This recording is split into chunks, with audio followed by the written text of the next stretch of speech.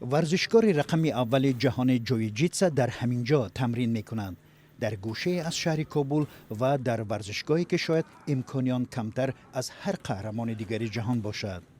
حسین بخش سفری 25 ساله است. در 4 سال ورزش حرفه‌ایش یکی از پردستآورترین ورزشکار افغان در جهان شمرده می شود. مسابقات خارجی البته زیاد داشتیم، شکر الحمدلله که مسابقات 2017 ترکمنستان، مسابقات چینای هندوستان، مسابقات پاکستان، مسابقات اندونزیا، مسابقات منگولیا، مسابقات روسیه، مسابقات هندوستان و دیگه سایر کشورها. خدا را شکر من در کارنامه خود 24 مدال طلا دارم، 2 برنز دارم، 1 کمربند دارم در بخش مبارزات آزاد، 5-6 برد و 1 باختم بخش مبارزات آزاد. در تازه ترین ردبندی های جویجیتسای جهان در بخش فول کانتکت دومین سال پیاپی ورزشکار رقم 1 اعتراف شد. این همه دستاوردهای حاصل روزهای سخت و عرق ریزی های همین رشته ورزشی است. تمرینات و مبارزات آزاد، جوجیتسو همه‌شان اینا درگیری هستند.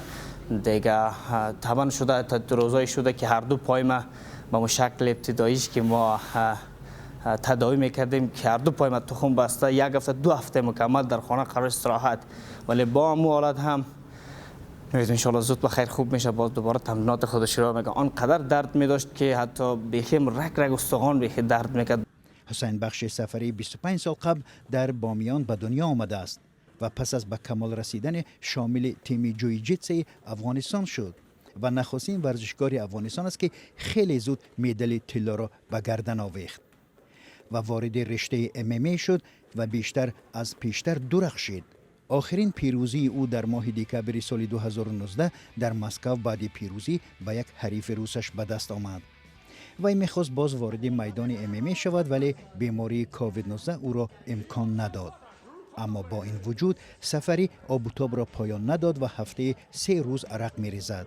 البته مسابقات هست که مسابقات ثانیه چین است و بعد از هم مسابقات جهانی در پولند است و امیدوار هستم که کرونا باز هم باعث نشه که مسابقات ما کنسل و به تعویق بیفتند. وی میگوید گرچند امکانات وسایل ورزشی در نسبت حریفانش کمتر دارد ولی این عزم او را به پیروزی بیشتر میکند.